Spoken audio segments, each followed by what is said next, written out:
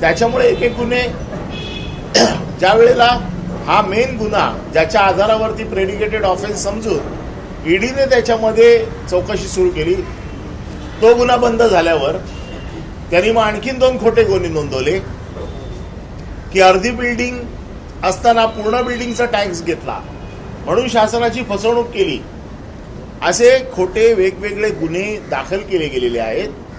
हे गुन्हे देखील आता हायकोर्टामध्ये आम्ही ते रद्दबातल करावे म्हणून अर्ज केलेला आहे आणि मला पूर्ण खात्री आहे की जे खोटे गुन्हे आहेत ते आम्ही सिद्ध करू हायकोर्टामध्ये की हे खोटे गुन्हे आहेत.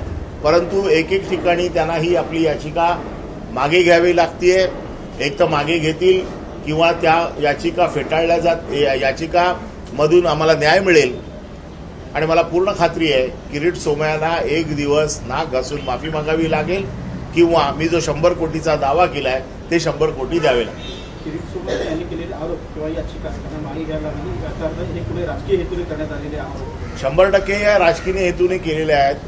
मी त्यावेळेला मंत्री होतो, माझी बदनामी करायची, माझी बदनामी झाली की सरकारची बदनामी होईल आणि हे सरकार बदनाम करायचं हा त्यामागचा उद्देश होता. किरीट सोमय्या मात्र म्हणतायत की हे प्रकरण हायकोर्टात गेल्यामुळं त्या ठिकाणी आता एनजीटी मध्ये तो मुद्दा राहिलेला नाही आणि त्यामुळं हे प्रकरण मी आहे. मग हायकोर्टात जर मुद्दा होता तर एनजीटी मध्ये याचिका दाखल करायचीच कशाला? जर हायकोर्टात केस आहे तर मग एनजीटी मध्ये याचिका दाखलच करायला नको होती. याचा अर्थ असा आहे की चारी बाजूने याचिका दाखल करायच्या, बदनामी करायची, कुठे ना कुठेतरी ऑर्डर मिळवायचा प्रयत्न करायचा, सरकारला बदनाम करायचं, मला बदनाम करायचं. आणि मी पहिल्या दिवसापासून हे सांगत होतो की या प्रकरणाशी काही संबंध नाही, हे खोटं प्रकरण आहे, बनावट प्रकरण आहे. आज कोकणामध्ये अशा प्रकारच्या बऱ्याच गोष्टी या नियमबाह्य असतील, काही नियमाच्या बाहेर गेलेल्या असतील, जरूर दुरुस्त करा, परंतु न्याय सगळ्यांना सारखा मिळाला पाहिजे. या प्रकरणामध्ये सदानंद सोमय्या वगैरे त्यांचा काही आपल्याला फोन वगैरे किंवा भाजपच्या काही वरिष्ठ नेत्यांचा काही संपर्क झाला का? नाही, माझा कोणाशी संपर्क झाला नाही आणि मला संपर्क करायचं कारणच नाही आहे. कारण माझी जेवढी बदनामी करायची होती तेवढी करून झाली. पण मला कोर्टावरती विश्वास आहे आणि मी माझी केस मी पूर्वीपासून सांगत होतो, मी किरीट सोमय्याला उत्तर द्यायला बांधील नाही. ज्या ज्या एजन्सीज मला प्रश्न विचारतील त्यांना मी उत्तरं देईन, त्यांना मी उत्तरं दिलेली आहेत. आणि न्याय मागायचा आहे तर मी कोर्टात मागीन आणि तो मी कोर्टात मागितलेला आहे. त्याप्रमाणे मला न्याय एका ठिकाणी मिळालेला आहे. अजून काही ज्या केसेस आहेत तिथे पण मला न्याय मिळेल असा मला पूर्ण विश्वास आहे.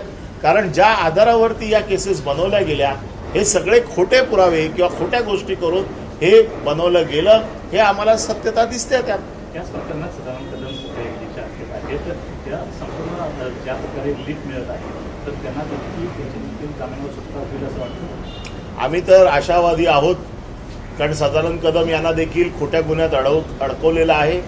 राजकीय अटक झालेली आहे त्यांना आणि त्यांना अडकवून आमच्यावरती दबाव निर्माण करण्याचा प्रयत्न केला. खेडची जी मिटिंग झाली त्याच्यानंतर ताबडतोब त्यांना अटक झाली. 1.5 वर्ष या प्रकरणाची चौकशी चालू होती. त्यावेळेला याला कोणालाही आम्हाला ज्या पद्धतीने आम्हाला प्रश्न विचारले गेले त्या सगळ्याची समाधानकारक उत्तरं दिली. ईडीला कुठल्याही प्रकरणात असा मनी लॉन्ड्रिंग हा जो विषय आहे हा ईडीशी संबंधित आहे, त्याच्यात कुठेही काही तसा आमचा सहभाग आढळलेला नाही. परंतु अटक केलेली आहे सदानंद कदम यांना आणि आम्हाला अपेक्षा आहे की आम्ही कोर्टात न्याय मागतोय, आम्हाला मिळेल. परंतु एका ठिकाणी याचिका मागे घेतल्यानंतर अब्रू नुकसानीच्या दाव्यावर तुम्ही अजूनही ठाम आहात का की तुमच्याकडून काही मध्यमार्ग किंवा काही कॉम्प्रोमाइज? बिलकुल याच्यामध्ये कुठली कॉम्प्रोमाइज नाही. अब्रू नुकसानीच्या दाव्यावर मी अतिशय ठाम आहे. ज्या वेळेला माझ्या बाकीचे गुन्हे देखील अशाच प्रकारे फेटाळले जातील त्यावेळेला अब्रू नुकसानीच्या दाव्यामध्ये किती तथ्य आहे हे जनतेला कळेल. लोकसभेच्या पुण्यातल्या जाग्यावरून सध्या महाविकास आघाडीमध्ये स्पर्धा सुरू असल्याचं पाहायला मिळत आहे. राष्ट्रवादीने त्या जागेवर दावा केलेला आहे आणि ठाकरे गटाच्या शिवसेनेनं तिथे राष्ट्रवादीला पाठिंबा दिल्याची चित्र समोर दिसत आहे. नेमकं परिस्थिती असं कोणी कोणाला पाठिंबा द्यायचा असेल तर ते पक्षाचे प्रमुख ठरवतात.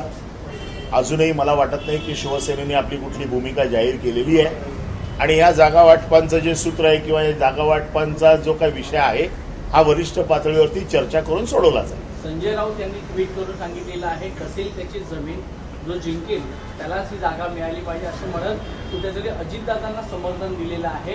आणि महाविकास आघाडीनं कुठेही मतभेद न ठेवता ही जागा जर लढली तर आपला विजय नक्की आहे, अशा प्रकारचे ट्विट देखील त्यांनी केले. नाही, एक गोष्ट त्याच्यातली सत्य आहे की महाविकास आघाडीने ही जागा जर लढली व्यवस्थित तर ही जागा 100% महाविकास आघाडी जिंकेल हा विश्वास तर आहेच. परंतु पक्षाचा निर्णय हे वरिष्ठ नेते घेत असतात. आता संजय राऊतांचं कोणाशी बोलणं झालंय मला माहीत नाही, परंतु या बाबतीत वरिष्ठ निर्णय घेतील. नितेश राणे यांनी आज असं म्हटलंय की शिवसेना युपीटीला राष्ट्रवादी काँग्रेसमध्ये विलीन व्हावं लागेल आणि पुढच्या निवडणुका या घड्याळ या चिन्हावर लढवाव्या. त्यांनी त्यांच्या स्वतःच्या भवितव्याचा विचार करावा, शिवसेनेचा विचार करू नये. शिवसेना समर्थ आहे स्वतःचा विचार करायला. त्यांनी आत्तापर्यंत किती घड्याळ बदलली, किती हात बदलले, ह्या सगळ्या गोष्टी जगजाहीर आहेत. लोकसभा विधानसभा निवडणुका एकत्र लढवण्याची शक्यता जी आहे ती नाही, शक्यता तर बऱ्याचशा आहेत, परंतु ज्या वेळेला वस्तुस्थिती समोर येईल त्यावेळेला पक्षाला आपला निर्णय घ्यावा लागेल. 15 वर्षावर सिद्धिला सावरकरांचं नाव देण्यात आलेलं आहे. कसं बघताय, कारण बाळासाहेबांनी सुद्धा जेव्हा वरळी केली होता तेव्हा सावरकरांचं नाव द्यावं. शिवसेना नक्की त्याचं स्वागत करेल. मोदी सरकारला 9 वर्ष पूर्ण झाले, त्यानिमित्ताने विशेष कॅम्पेन भाजपकडनं राबवण्यात येणार आहे. मुंबईच्या आपण एकूण महापालिका आणि सर्व महापालिका निवडणुकीची एकूण पूर्वतयारी आणि प्रचाराचा एकूण ते रणनीतीचा भाग असतो. बघा, प्रत्येक पक्षाला असं वाटतं की आपण जिंकायला पाहिजे, कुठल्याही पक्षाला असं वाटत नाही की आपण हरायला पाहिजे. त्यामुळे प्रत्येक पक्ष आपापली रणनीती आखत असतो. भाजपने त्या प्रकारे आखली असेल तर आमचं काही ऑब्जेक्शन असायचं कारण नाही. आम्ही आमच्या पद्धतीने आमचा पक्ष चालवू आणि निवडणुकांमध्ये कळेल. परत सर, एक जो दावा शिवसेना युपीटीकडून केला जातो आहे की शिवसेना मुख्यमंत्री शिंदे यांच्या नेतृत्वाखालील आहे, पक्ष त्यांना मिळाला आहे. त्यांचे अनेक आमदार, अनेक खासदार उद्धव ठाकरे किंवा तुमच्या पक्षाच्या संपर्कात आहेत. तिथे गळचेपी होते आहे, घुसमट होते आहे, निधी मिळत नाहीये, भाजपकडून सापत्न वागणूक होते. खरंच असं आहे का? कारण या बाबतीत आता काही बोलणं उचित होणार नाही. अजून थोडे दिवस जाऊ देत, आपल्याला बऱ्याचशा गोष्टींचा उलगडा होईल. नाही, पण काल विनायक राऊत यांनी म्हटलं की अनेक आमदार खासदार संपर्कात आहेत. मी- शंभूराज देसाई यांचं उदाहरण दिलं, त्यांनी तो दावा फोडलेला आहे. त्यांनी म्हणूनच मी काय म्हटलं आपल्याला, मी या बाबतीत काही आत्ता बोलणार नाही. बघा, वस्तुस्थिती काय आहे, तिकडे गेल्याने किती सुखी झाले आहेत, किती दुःखी झाले आहेत, हे सगळं थोड्या दिवसात आपल्याला कळेल. गजानन कीर्तीकरांची जी एक अस्वस्थता आहे, त्यांनी जी बोलून दाखवली, एक तर अस्वस्थता म्हणजे जगजाहीर आहे. जे शिंदे गटात गेलेले आहे यांना आता स्वतःचा आवाज उरलेला नाही. भारतीय जनता पक्ष जे म्हणेल ते यांना निमूटपणे ऐकून घ्यावंच लागेल. जे आमदार ऐकणार नाहीत, आता तर अशी परिस्थिती आहे की बॉल आता भारतीय जनता पक्षाच्या कोर्टात गेलेला आहे. डिस्क्वालिफिकेशन पिटिशन त्यांच्या अध्यक्षांच्या हातात आहे. ज्या दिवशी हे आवाजाचा स्वर वाढवतील त्या दिवशी तिकडे एक एक आमदार डिस्क्वालिफाय होतील. त्यामुळे गपचूप नाक मुठीत धरून भाजप जे म्हणेल ते ऐकण्याशिवाय यांच्या समोर काही पर्याय राहिलेला नाही. परंतु याच मुद्द्याला अनुसरून कुठेतरी शिंदे गटाने आवाज वाढवायला सुरुवात केली असं एक चित्र आहे. लोकसभेसाठी 22 जागांचा सूर त्यांनी आवळलेला आहे. महापालिका आणि विधानसभेसाठी देखील शिवसेनेची तयारी त्यांनी केलेली आहे. माझं तेच म्हणणं आहे, लोकसभेसाठी 22 जागा मागितल्या आहेत. महापालिका थोडे दिवस थांबा. किती जण शिंदे गटातनं लढतायत, किती जण बीजेपीतनं लढतायत, जे बाळासाहेबांचा विचाराचा वारसा घेऊन जे तिकडे गेलेले आहेत. थोड्या दिवसात निवडणुका ज्या वेळेला लागतील त्यावेळेला आपल्याला चित्र स्पष्ट होईल. तुम्ही म्हणाल की किती जण शिंदेकडून लढतात, किती जण बीजेपीकडून, किती जण ठाकरेंकडून लढतील, अशी काही परिस्थिती आहे का? आम्ही तर सगळ्याच्या सगळ्या जागा मागितल्या ज्या शिवसेनेच्या होत्या. नाही, जे शिंदेबरोबर गेले आहेत त्यापैकी कोणी ठाकरेंकडून पुन्हा लढेल का? हे आता सांगणं कठीण आहे. याला काळ जावा लागेल. आता ही धुसफूस आपण बघताय, परंतु धुसफुसीचा स्वर वाढवता येणार नाही. जो वाढवेल त्याला गपचूप बसवलं जाईल. परब साहेब, शिवसेनेत त्यांची घुसमट होत होती म्हणून ते बाहेर गेले आहेत असं त्यांनी सांगितलेलं आहे. बाळासाहेबांचा विचाराचा वारसा घेऊन गेले आहेत. म्हणूनच आम्ही म्हणतो की किती जण भारतीय जनता पक्षाच्या चिन्हावरती लढणार आहेत, किती जण शिंदेच्या चिन्हावरती लढणार आहेत, हे थोड्या दिवसात कळेल. आणि आमदारांनी तर जास्त आवाज करूच नाही, कारण डिस्क्वालिफिकेशन पिटिशन भाजपच्या ताब्यात आहे. महाविकास आघाडीने ज्या बुलेट ट्रेन प्रकल्पाचा विरोध केला होता त्या बुलेट ट्रेनचं काम आता सुरू झालेलं आहे. सरकार त्यांचं आहे, त्याच्यामुळे ज्या गोष्टी आला आम्ही विरोध केला होता त्या ते करणं हे तर आपलं. एक मराठी लास्ट प्रश्न. काल संसदेमध्ये कार्यक्रम झाला सावरकरांचा. त्यावेळी दोन्ही महापुरुषांची पुतळे जे आहेत फुले आणि त्यांनी 2 पुतळे हटवले गेले सरकारकडून आणि तो कार्यक्रम सावरकरांचा फरार होता. काय वाटतं? बघा, सावरकरांचा पुतळा लावण्याबद्दल तर आमचा कुठलाही आक्षेप नाहीच.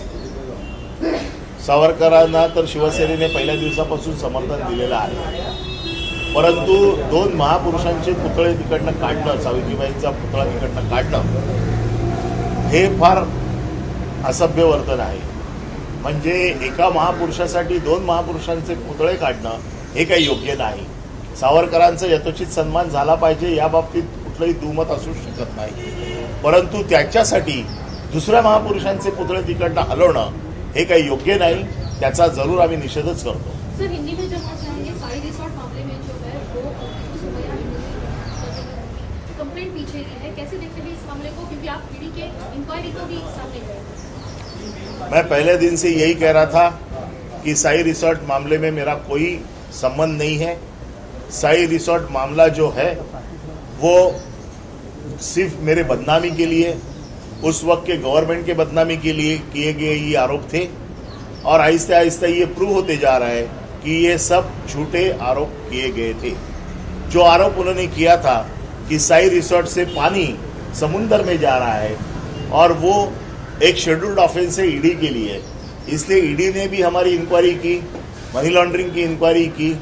लेकिन कल जब एनजीटी के सामने ये मामला आया तो एनजीटी के सामने ये दलील की गई कि इस मामले में कोई सब्सटेंस नहीं है, कोई यहाँ पर मुद्दे ऐसे नहीं है कि जिसको सुनाया जाए, और इसलिए ईडी जो एनजीटी के कोर्ट ने ये कहा कि हम इस मैटर को डिसमिस कर रहे हैं.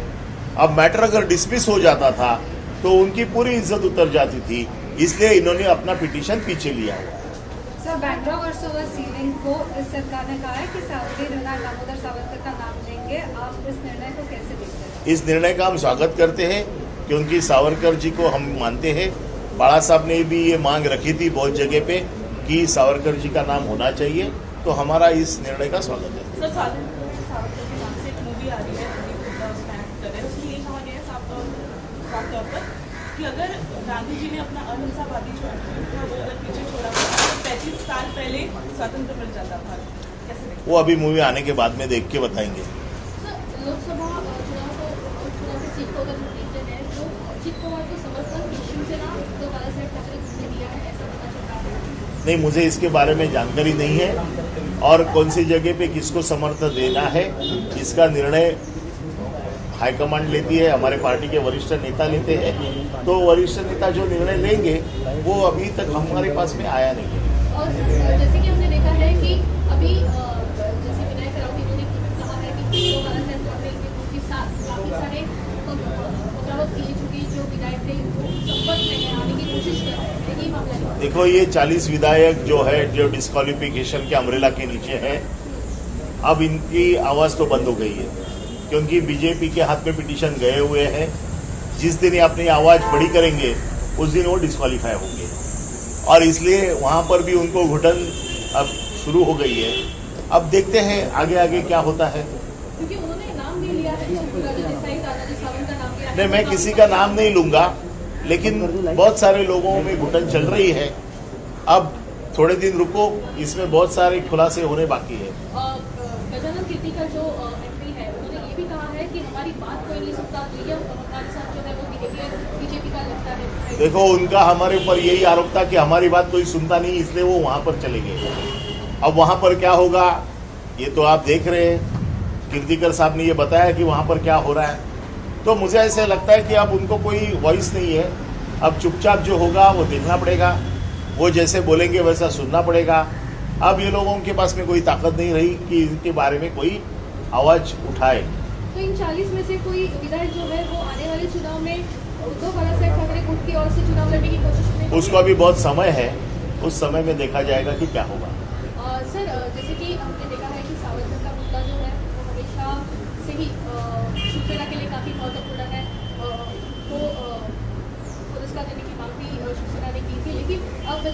से महाराष्ट्र सावरकर की जयंती के लिए दो जो महिलाएं हैं सावित्रीबाई फुले अहिल्याबाई होलकर क्योंकि दूसरे वहाँ से निकाले गए और सीएम ने कुछ नहीं कहा जबकि वो सामने। देखो, हमने सावरकर जी को भारत रत्न देने की मांग की थी, वो तो कोई देता नहीं है। गवर्नमेंट बीजेपी की है, सावरकर जी का पुरस्कार कर रहे हैं लेकिन भारत रत्न देने की मांग को ठुकरा रहे हैं। कल जो सावरकर जी का जो यथोचित सम्मान महाराष्ट्र सदन में हुआ उसका हम स्वागत करते हैं, लेकिन किसी एक